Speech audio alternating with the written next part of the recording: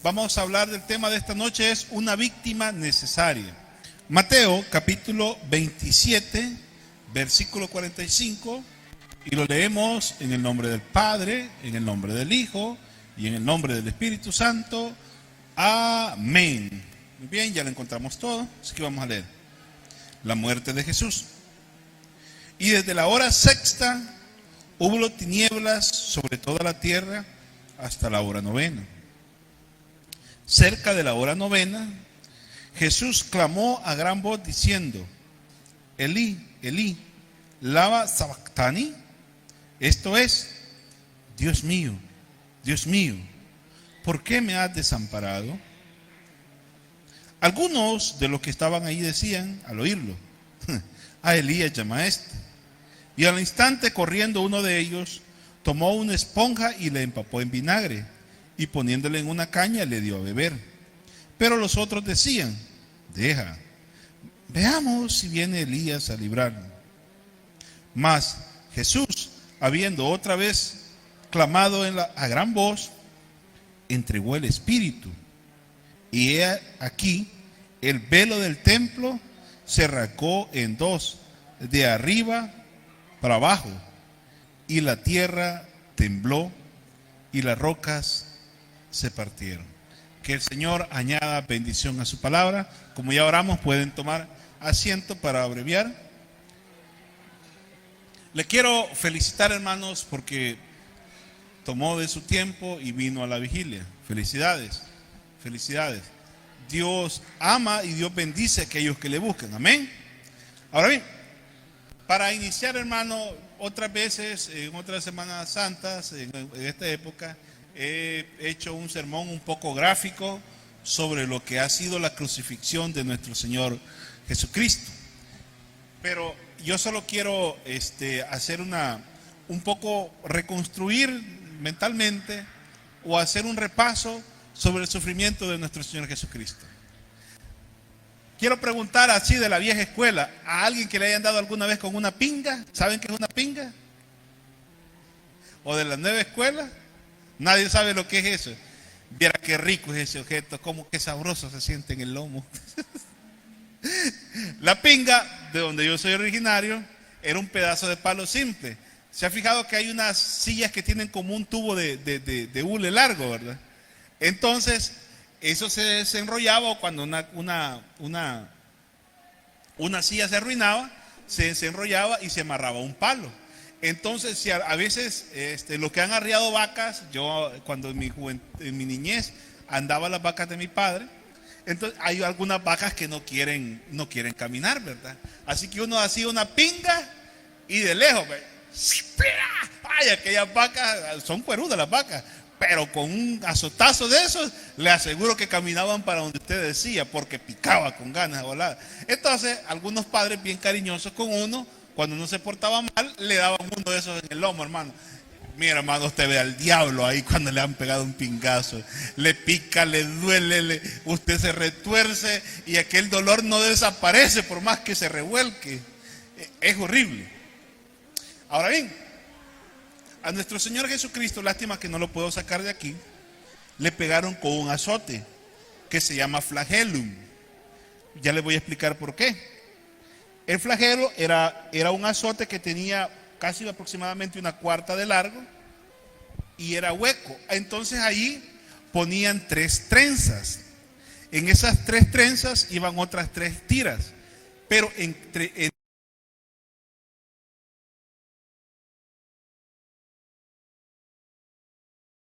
como decoración. Entonces a esas trenzas le ponían plomo y le ponían hueso de oveja afilado. ¿Alguien afilado con piedra de río? ¿Alguien que haya afilado con piedra de río? ¿Se ha fijado que cuando uno afila un cuchillo con piedra de río, queda un filito, pero que parece navaja? Entonces, al azote romano, a ese flagelum, le ponían hueso de oveja afilado y le ponían plomo. Quiere decir que cada azote en realidad eran 3, eran como una trenza de azotes las que iban así.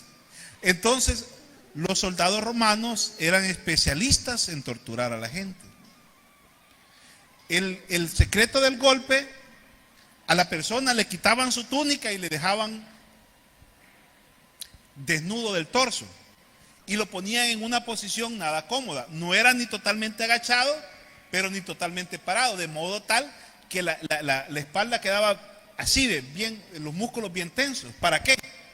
Para que cuando castigaban a las personas, aquellos garfios se ensartaran lo más profundo que fuera posible en la piel, y le hacían y aquellos garfios que llevaba se ensartaban contra la espalda y quedaban trabados como que fuera alambre de amarre. Y ahí venía lo difícil, que venía el torturador y lo alaba hasta que le arrancaba. Es decir, que de cada azote romano, de cada flagelum, a una persona le podían hacer el equivalente a unas 80 puntadas de curaciones. Y hasta nuestro Señor Jesucristo le dieron 40 en una ocasión y después lo volvieron a azotar. En otras palabras, nuestro Señor Jesucristo había perdido una gran cantidad de sangre porque lo azotó Poncio Pilato y lo azotó también Herodes. Así que él recibió doble flagelación.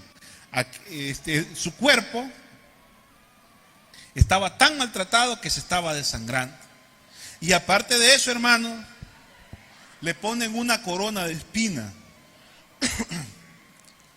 Lo que más se le parece a la planta que ocuparon es lo que vi en el campo, no me lo van a hacer mentir. Un árbol que se llama mongoyano. ¿Quiénes conocen el mongoyano? ¿Se han fijado que el mongoyano tiene unas espinas gruesas? Entonces, en Israel hay una planta, un bejuco, que tiene espinas bien grandes y que usted le puede dar la forma que usted quiera, pero las espinas son duras. Entonces a nuestro Señor Jesucristo hicieron una corona como la que ponen en las cruces, pero de espinas. Y después con un cayado, una vara de mi estatura, le daban duro en la cabeza para que esas espinas se le clavaran en el hueso. Si alguna vez usted se ha espinado, hermanos, en la casa tenemos un árbol de limón, pero no sé por qué ese árbol de limón, o si todos los árboles de limón son de esa manera, que siempre por los frutos del árbol de limón tiende a hacerse como una pelota en el suelo completa, ¿verdad? Entonces poquito a poquito va bajando, ¿verdad? Y ya he pasado yo como Juan Benémela y está alguna espina ahí, ¿verdad? ¡El crack! Se me traba aquella espina acá. ¡Ay, hermano! Y se siente bien rico, ¿verdad? Y después uno queriéndose la sacar, ¡ay, hasta que se la saca! Ahora bien, ese estamos hablando de una espinita chiquitita. Imagínense una espina del tamaño de un clavo de 2 pulgadas. Terrible. Entonces, a nuestro Señor lo maltrataron de esa manera. No fue una crucifixión normal. Por eso es que nuestro Señor Jesucristo murió bien rápido. Ahora bien, hermano, entonces viene la pregunta aquí, ¿verdad? ¿Por qué Cristo entonces, siendo Dios, se dejó matar? ¿Por qué Cristo, si podía resucitar muertos, si podía sanar lepra, si era el mismo Dios que había abierto los mares en Egipto, si era el mismo Dios que había mandado un ángel a que matara y que mató 80,000 judíos en una sola mañana por una peste, si era ese ser, si es ese ser todopoderoso, ¿por qué se dejó matar?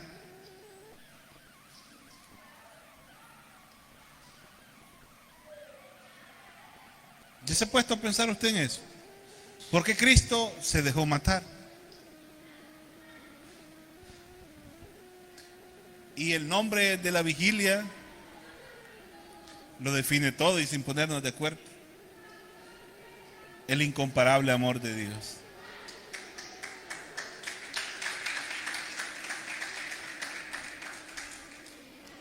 El amor que más se le puede comparar al amor de Dios, poquito, es el amor de una madre.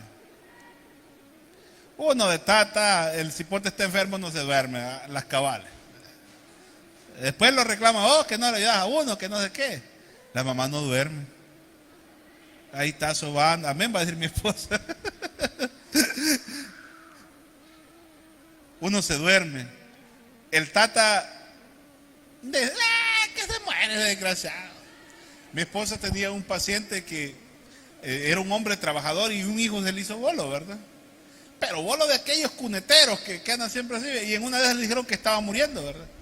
Y ya estaba muerto, ¿verdad? Pero le dije, papá, como que está vivo, le dice. ¿Y para qué? Le dice, si eso no sirve, le dice, enterrarlo antes que se vaya a despertar. Y lo enterraron al maestro, no lo llevaron. No, si eso es pérdida, echémoslo al hoyo ya. Y lo enterraron. A saber si estaba vivo, cometieron delitos.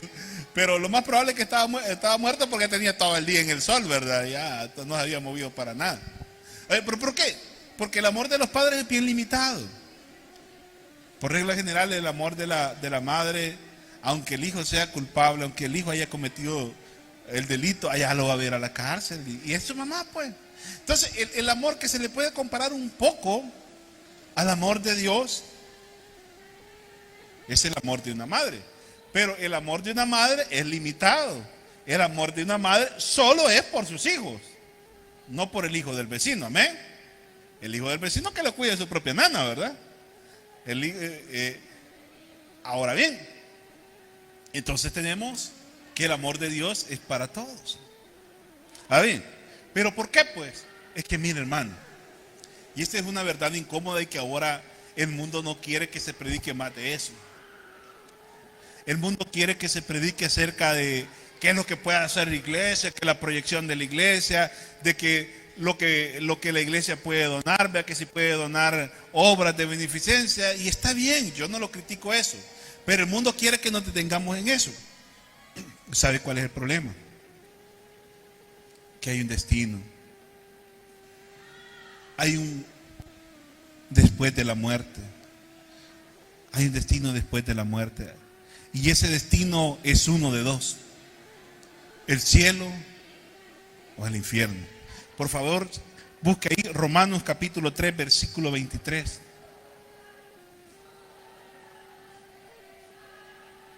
Romanos 3, 23. Bienvenida, hermana Elena, pasa adelante. Romanos 3, 23. ¿Ya lo tenemos?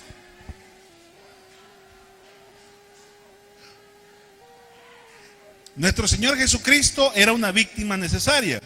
¿Y por qué era necesaria? Primer punto, porque nosotros no nos podemos salvar a nosotros mismos. Mire lo que dice Romanos 3:23. Por cuanto algunos pecaron, dice así la Biblia. Por cuanto, ¿cuántos pecaron? Por cuanto todos pecaron y están destituidos de la gloria de Dios. La Biblia King James en inglés dice: por cuanto todos pecaron y no alcanzan la gloria de Dios. Se lo quiero explicar de esta manera. Tenemos unos sobrinitos, pues, de mi esposa. Entonces, a mis niños les gusta que yo ponga la mano en alto, ando un poquito de alergia, y que quieren chocar mi mano, ¿verdad? Y los niños ya me alcanzan saltando. Pero hay unos sobrinos que los queremos mucho, que son bien chiquitos, así migajitas. Entonces cuando quieren asaltar la mano, por más que salten, no la alcanzan. Mira, migajita, baje la mano, tío, para poder alcanzar.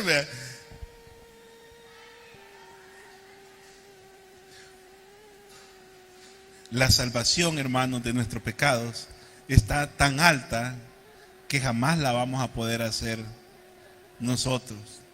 Jamás usted se va a poder liberar del pecado.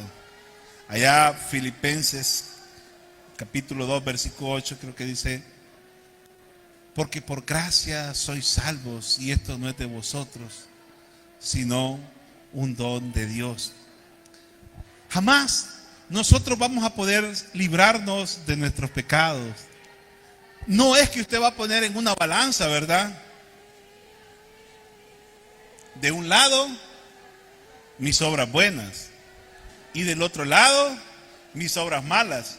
Y si usted hace un compendio, dice, ok, hice más obras buenas que obras malas, y por tanto yo voy al cielo. No, la Biblia dice,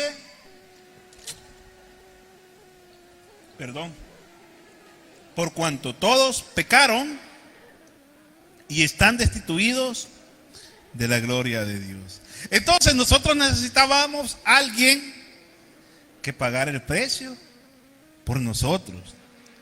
Ahora bien, entonces, ¿qué puedo hacer? Ok, les hablaba que hay un doble destino, el cielo y el infierno.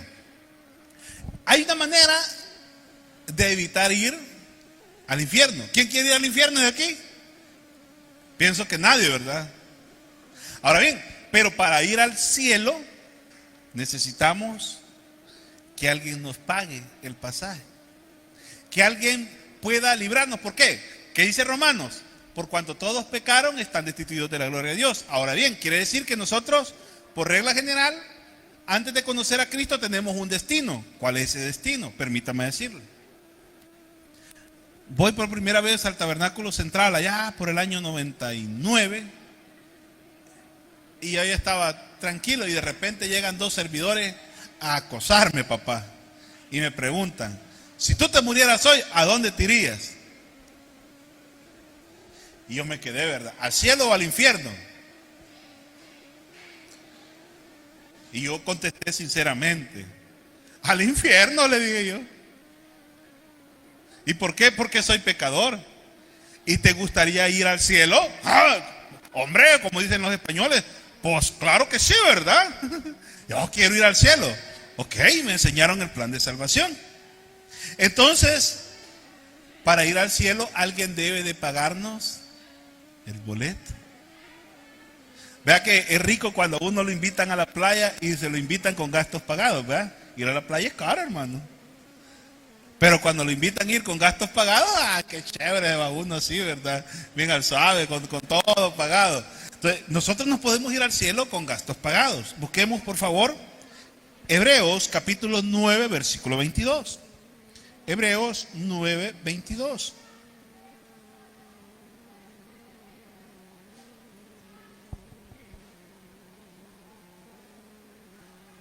Hebreos 9, 22.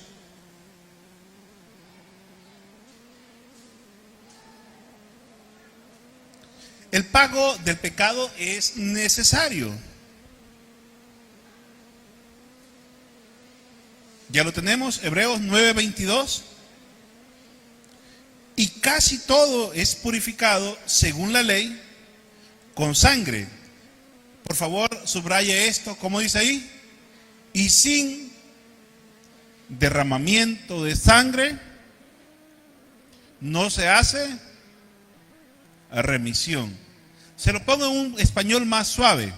Sin derramamiento de sangre no hay perdón de pecado. Ahora bien, primer punto, ni usted ni este inútil servidor podemos escaparnos del infierno. Pero hay un ofrecimiento para ir al cielo. Pero ese ofrecimiento tiene que ser pagado, pero tiene que ser pagado por sangre. Por eso es que el Antiguo Testamento les enseñaba a los judíos de que tenía que venir alguien que diera su vida por ellos.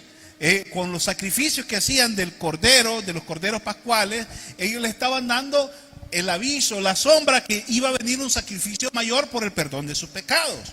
Ahora bien, entonces, y aquí en Hebreos 9:22 nos dice eso, ¿verdad? Que dice que según la ley, que si usted se va allá a la ley, a los primeros 5 libros de la ley, usted va a encontrar que si usted había cometido una clase de pecado, llevaba un determinado animal. Si cometía otra clase de pecado, llevaba otro animal y al animal se mataba. Los judíos entendían este concepto de decir de que para expiar sus pecados había que hacer derramamiento de sangre. ¿Por qué? Alguien tenía que pagar las consecuencias del pecado. Entonces es lo que nos está diciendo Hebreos 9:22, que para que exista perdón tiene que haber derramamiento de sangre. Pero ese derramamiento de sangre exige una condición. ¿Por qué? Porque yo no puedo purificarme. ¿Por qué? Porque soy impuro, porque estoy lleno de pecados, porque estoy lleno de mancha. Por favor, busquemos Primera de Pedro, capítulo 1, versículo 19. Si le es difícil de encontrar, váyase al final, váyase hasta Apocalipsis y retroceda un par de paginitas que ahí va a encontrar Pedro. Primera de Pedro, capítulo 1, versículo 19.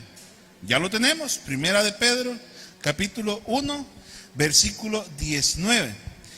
Necesitamos una sangre pura. Ya dijimos que somos pecadores, amén. Ya dijimos que hay un destino para los pecadores, el destino es el infierno. Pero ya dijimos que en estos tiempos hay un ofrecimiento de evitar ese destino cruel, de evitar ir al infierno. ¿Pero por qué? Porque el infierno es para el diablo y sus ángeles, y todo aquel que rechace el mensaje del evangelio. Entonces, ese ofrecimiento de ir al cielo tiene que ser comprado con sangre. Esa sangre tiene que ser de un ser perfecto, de un ser inmaculado, sin mancha. Miren lo que dice Primera de Pedro, capítulo 1, versículo 19. ¿Ya lo tenemos? Sino con la sangre preciosa de Cristo, como la de un cordero sin mancha. Y sin contaminación. Cristo fue sin pecado concebido. Cristo no cometió pecado. Cristo tenía las cualidades morales, ni tenía el pecado original, porque fue concebido por obra y gracia del Espíritu Santo. Por lo tanto, él no tenía la sangre contaminada, no cumplía aquello que decía ahí, que en pecado me concibió mi madre. Cristo no tenía ninguna de estas situaciones, por lo tanto, él era el Cordero sin mancha. Hermano, lo que más quiero en esta noche es que este mensaje se quede como un sermón más, como una clase de teología, y que reflexionemos en ese poderoso mensaje que es el evangelio, que es salvación para todo aquel que cree. Que reflexionemos, hermanos, que nosotros no somos cualquier cosa, que nosotros somos hijos de Dios, que Dios, estando en su trono, vino y se despojó de toda su gloria, como dice, se vació, dice las escrituras originales, humillándose a sí mismo, tomó forma de hombre. Hermano,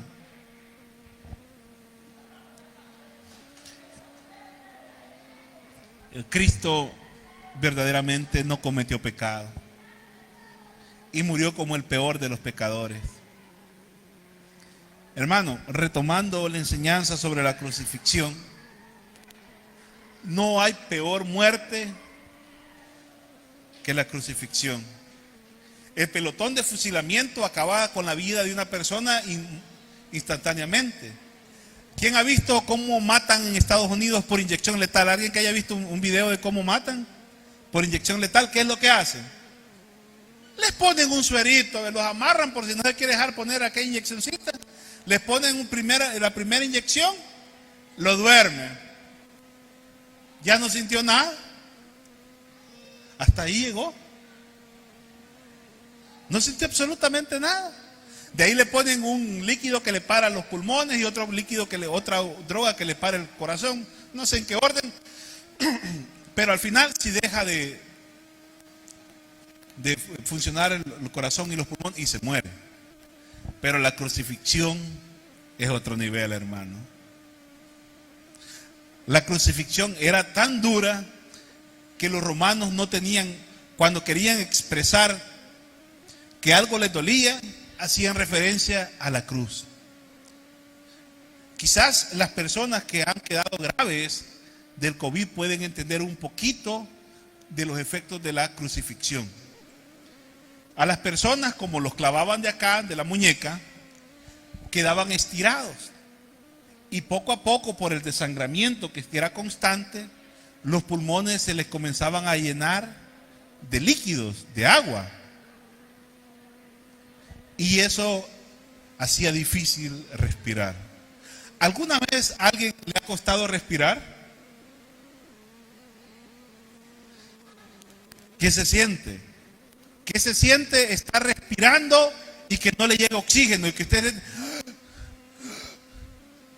el que estaba crucificado para poderse, permítame que sea tan gráfico, para poder tomar un poquito de juego, como estaba guindado, estaba crucificado en los pies, tenía que impulsarse por los pies que estaban atravesados y agarrarse y tomar valor para de sus heridas levantarse. Es como que si usted quisiera correr con un tobillo quebrado. Alguien que se haya quebrado un tobillo, ¿cómo se siente y uno quiere caminar? Vea que no se puede, ¿verdad? Se le va a uno como que llanta pancha el pie. ¡Ay! Un crucificado se moría con una agonía terrible de no poder respirar, más el dolor de las heridas. ¿Por qué le digo esto? Estando en la cruz, uno de los crucificados le dijo, mire por favor ahí, Lucas 23:41. Lucas 23:41. Lo que vamos a leer lo dijo uno de los crucificados, el que se arrepintió. Lucas 23:41.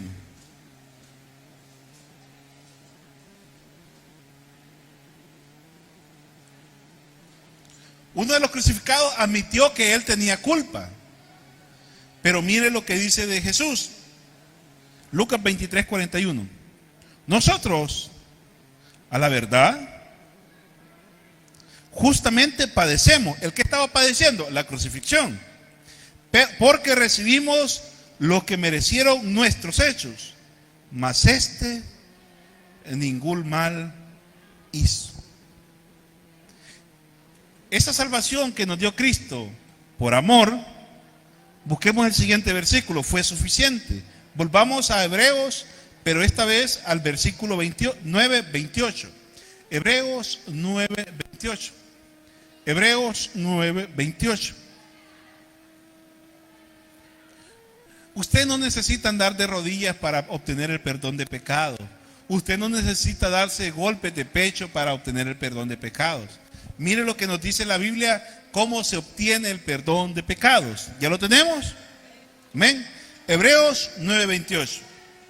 Así también Cristo fue ofrecido una sola vez para llevar los pecados de muchos y aparecerá por segunda vez sin relación con el pecado para salvar a los que le esperan.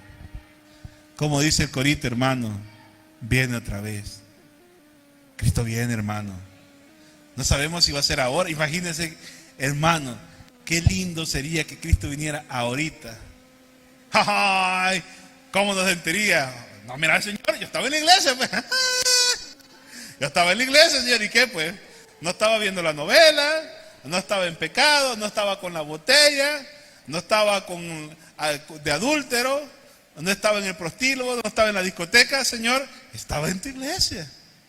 Y que nos diga, entra siervo fiel, entra al gozo de tu Señor. No, hombre, hermano, qué lindo sería, ¿verdad? Que no fuéramos ya. Ahí le deja a los políticos los terrenos, ahí le deja las deudas. Qué bonito va a ser eso, ¿verdad? Que no vamos a tener que pagar las deudas. El día que nos vayamos, hermano, las deudas se acaban. Los estudiantes, si le tenía que decir a su papá que había aplazado el año, no se preocupe, ahí queda cancelado. Amén, digo, ya te caché.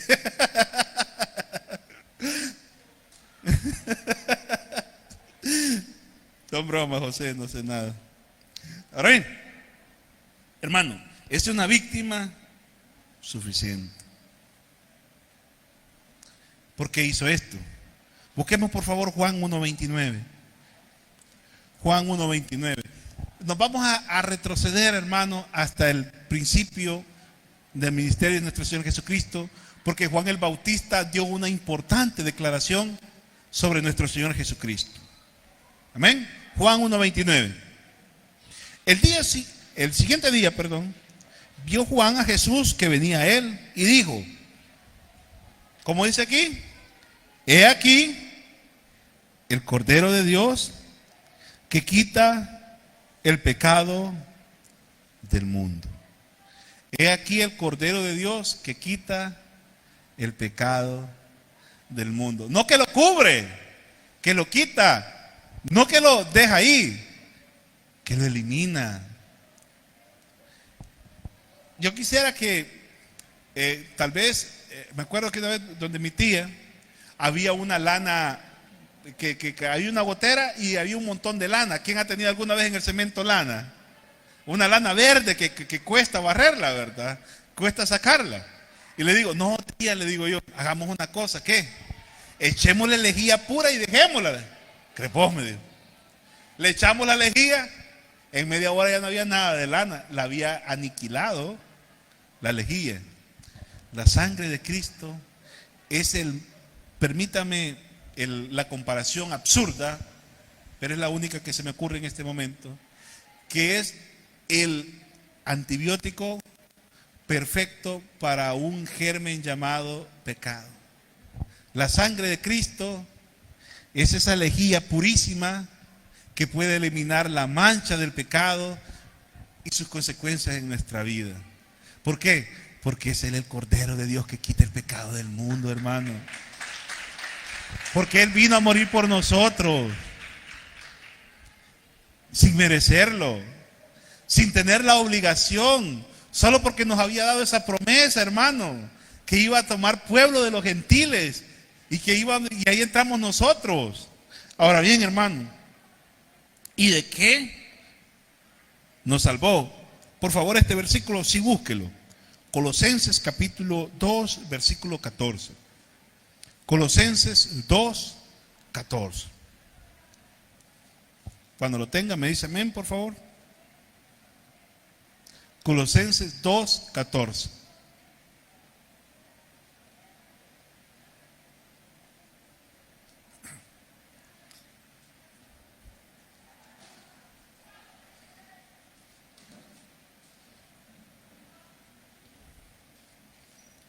Lo vamos a leer. Anulando el acta de los decretos que había contra nosotros, que nos era contraria, quitándola de en medio y clavándola en la cruz. Fíjense que esto me encanta porque lo puedo explicar por mi trabajo. Entonces, cuando litigaba, ahora doy clase, ya no me queda chance de litigar casi. Y llegaba alguien con alguna causa penal. Miren, fíjese que a mi papá lo acusan de esto, de esto, de esto, de esto, de esto, de esto, de esto, de esto, de esto, de esto, de esto, de esto, de esto, de esto. Pero él es inocente. O a mi mamá la acusan de esto, de esto, de esto, de esto, de esto, de esto, de esto, de esto, de esto, de esto. Les voy a poner un caso. Había una señora que cada vez que pasaba la policía, agarraba su teléfono y les decía a los muchachos, allá van los sapos, allá van los ranas, que no sé qué. Y ella decía que por agarrar el teléfono y borrar la llamada no quedaba registro. Ella en su mundo, ¿verdad? No, yo soy buza, decía yo borro rapidito la llamada para que no quede registro, ¿verdad? Pero lo que ella no sabía, que ya le habían pinchado el teléfono. En la jerga de abogados, pinchar el teléfono significa que lo están grabando allá en San Salvador, ¿verdad? Y lo peor que decía, me llamo fulana de tal, con nombre, apellido y vivo en tal, si solo el DUI le hacía falta dar el número, con DUI el número tal, para identificarse, ¿verdad? Bueno, y míreme, vaya a ver mi caso, pero yo no le he avisado a nadie que no sé qué, ¿verdad? Entonces, la policía, cuando pone, como explican ellos, cuando a la víctima le llaman, pone un número de teléfono. Y por cada llamada que le hacen, le ponen una línea con el otro teléfono, ¿verdad? Y a ella le ponían eso, pero cuando informaba. Entonces estaba el número de teléfono del pandillero y tenía literalmente una nube de llamadas que le caían, que ella le había hecho ese teléfono. Mire, pero usted me había dicho que usted no le ha llamado. Es que no me acordaba, me dice. No me acordaba que le había más de 300 llamadas. Y yo que no se acordaba que había hecho 300 llamadas, ¿verdad? Entonces, ¿por qué les cuento estos casos? Porque en los juzgados, como lo es ahora y como lo es en la antigüedad, había un expediente que lo investigaban y en el expediente le ponían de qué lo estaban acusando y las pruebas que tenían. Por eso es que dice ahí, Pablo toma esas palabras de los abogados de aquel tiempo y dice lo siguiente: ¿qué había en contra de nosotros? El acta de los decretos, es decir, las actuaciones del juzgado acusando a las personas. ¿De qué está hablando aquí? Señores, a cada uno de nosotros nos llevan un récord. Le van grabando. Ahora que venía, casi tengo un pequeño percance porque entré a comprar agua a la gasolinera, ¿verdad? Y yo estaba esperando que un picachito saliera de retroceso porque el único espacio disponible era el de personas en silla de ruedas y no me quería meter ahí, ¿verdad? Y de repente viene, yo puse la vía y otro carro me sobrepasó y yo pensé, se va a ir más adelante, ¿verdad? Y después de que sale el carro yo me iba metiendo y él se mete de retroceso, ¿verdad? Y casi nos pega, ¿verdad? Y ya cuando entra adentro me dice, mire, me dijo, usted no se fijó, ya le iba a pegar, me dijo. No, señor, le dije yo. No, señor. Yo estaba esperando. No, ¿qué va a hacer? Yo entré primero. Yo no le quise responder más, pero que me daban, mire, ahí tengo la cámara que está grabando, si quiere le enseño la cámara, le dije yo. Pero dije, voy a perder tiempo, no voy a llegar a la iglesia a la hora por estar viendo la grabación, solo para que alguien que dijera, sí tenía la razón, no valía la pena. Hay una cámara espiritual que te está grabando. Y si tú no tienes la sangre de Cristo, si no estás lavado con la sangre de Cristo, vas a ser juzgado por esos decretos que dice ahí.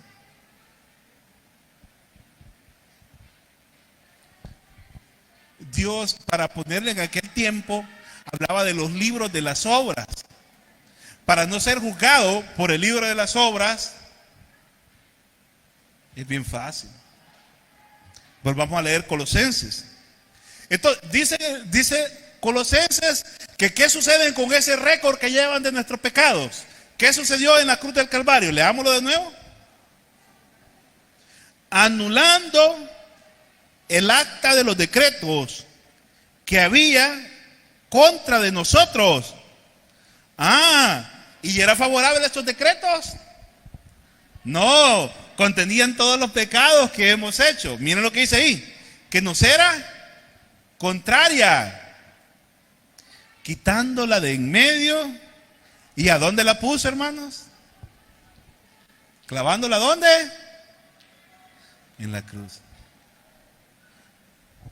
Por eso dice, con pena amarga fui a Jesús, mostréle mi dolor. Y después dice Cristo, ¿a dónde encuentro yo perdón?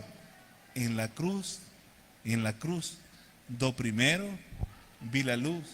Y las manchas de mi alma, yo la ve. Fue ahí, por fe, vi a Jesús. Y por siempre, feliz con él seré. Hermano, en la cruz del Calvario encontramos el perdón para nosotros. Pero se nos olvida por el ajetreo, ¿verdad? O tal vez por una salidita, por las clases. Ahora a los estudiantes se les olvida que están afanados con las clases en línea, están afanados. O por el trabajo, se nos olvida que Cristo murió por nosotros, que Cristo nos dio perdón de pecado.